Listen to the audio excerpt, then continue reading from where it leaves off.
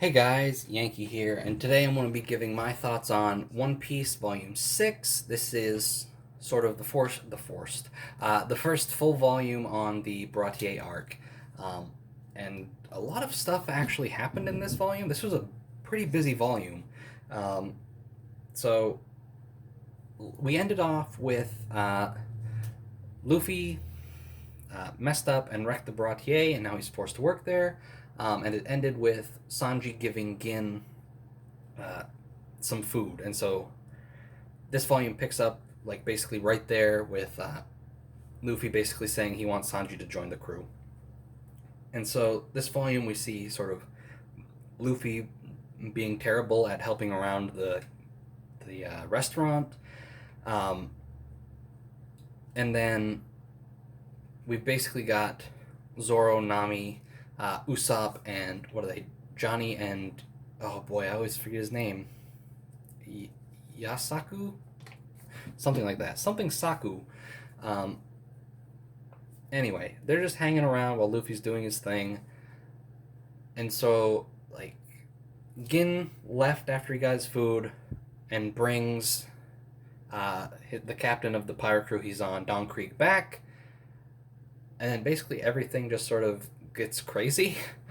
Um, Don Krieg gets food because he's starving, and then basically decides, hey, I want to take the ship for myself.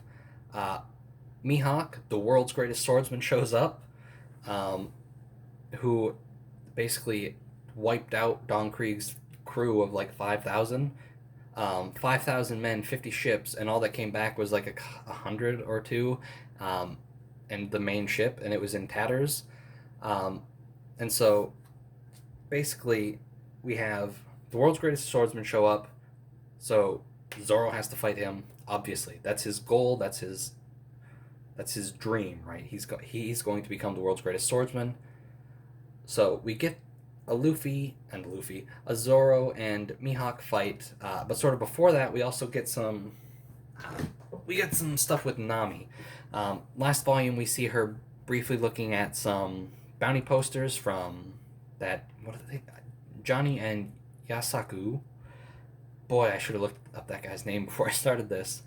Um, and then she basically stole the Going Merry, which for some reason is called the Merry Go in this translation, and I hate it.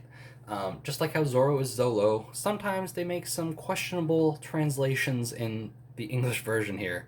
Um, so Nami takes off with the Going Merry, sort of leaves everyone behind, and we sort of see a scene with her sort of crying, and she seems to be pretty upset about having to go. Um, which again, we've got hints of this. Sort of going back through this, I'm sort of seeing some of the hints for this more. Like in the volume she appeared in, which was volume well, not the volume she appeared in, like volume two. So right after she appeared, she talks about how she's basically getting money to buy a village. She brings up Bellemere in this, and so anyway, she's gone.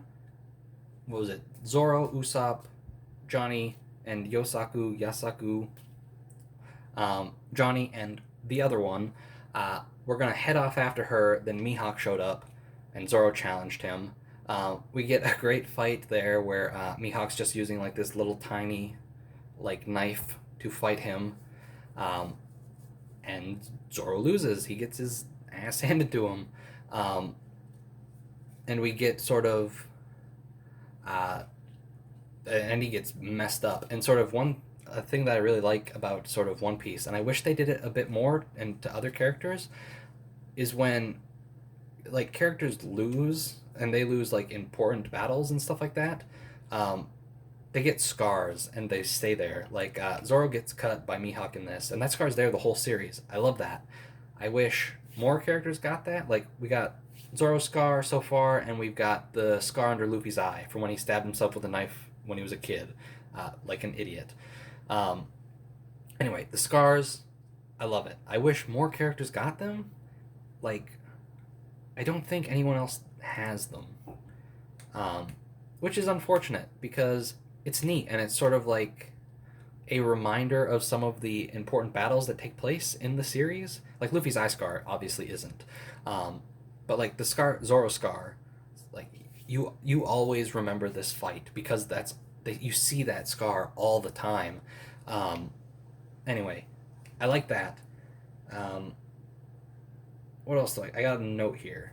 We get Zoro's sort of promise that uh, sort of Zoro's promise to Luffy that I'm not going to lose again. And then sort of Zoro, Usopp, Johnny, and the other one take off. They're out of the story now, and it's just Luffy is staying here. He makes a deal with the chef, the head chef at Baratier, Zeph, to if he helps take care of Don Krieg and his pirates who are trying to take over the restaurant, he can go. He doesn't have to work there anymore to make up for the wreck that he caused with the cannonball. And he's also trying to get Sanji to go. Um, and we also see sort of, again, I've read this whole series, so looking back at this, we get a brief moment where Zeph is talking about, I think Don Krieg, he gives food to Don Krieg for his crew, even though he knows that once they're fed and they have food and stuff, they're going to come attack the restaurant.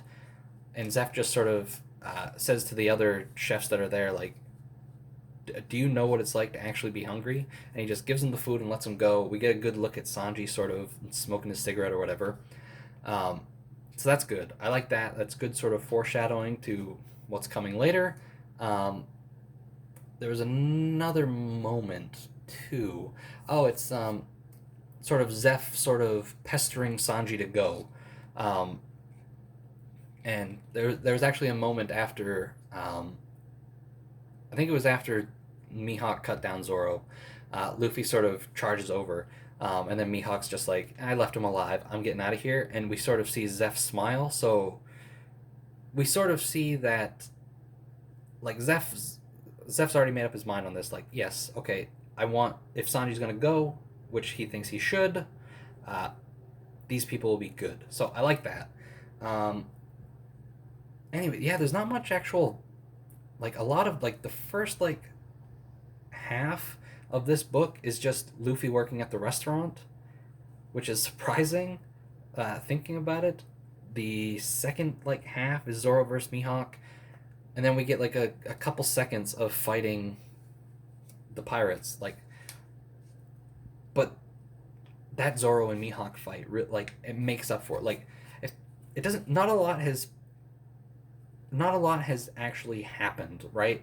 It's been like, I think Luffy's actually been here a couple days now, but like it's been a very short window of time, and like not a lot of stuff has actually happened, but it feels like this was a very busy volume. Um, so yeah, I think this is a great volume. The Zoro and Mihawk fight is probably one of the best parts of the series. Um, it's still so good. Every time I see it, I love it. Um, Anyway, I got some notes here. I'm just making sure I covered everything. We still got the Buggy cover story.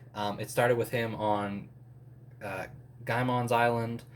Um, they sort of become friends, and then Buggy takes off, and then he meets a mysterious, beautiful woman. Uh, I wonder who that could be. And then also at the back, I always complain about these when they give you the little like, here, cut this out and make a thing. This one actually might not be too bad now that I think about it, because here, let me take a look. Let me grab it. Let me see.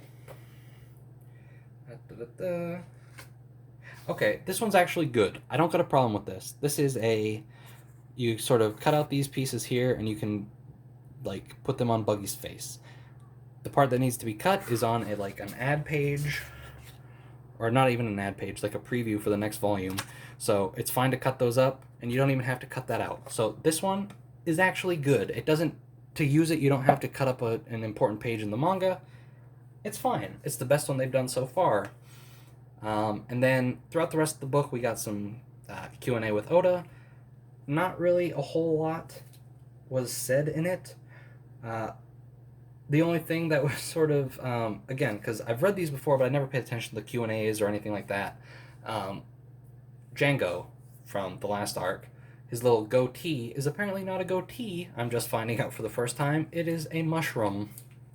Not a whole mushroom. He ate the cap of the mushroom, but just left the stem on his chin.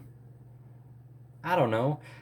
That's weird, but there's a lot of sort of weird character designs and weird things like that in this series, and I kind of like them. That one's just sort of like, okay, I don't. It could have just been a goatee. I don't know, but whatever. It's silly. It's dumb. This manga's still very good. I think this is a great volume on its own. Again, it's slow at the beginning, but really picks up in the middle there, and not like slow as in dull. Like I was having fun reading it. Sort of the Luffy being terrible at helping in the kitchen, like breaking all the dishes while like doing dishes, and stuff like that. He's horrible at helping out here, and that's fun. And but then we get a good little, we get a whole fight in this volume, um, which is nice. And it wasn't even, I don't know, it wasn't that long, but it felt impactful. It was good. This is a good volume of One Piece. A good, like, I'm satisfied with what I read here. So yeah, that's going to do it for this video, guys. I'll see you next time.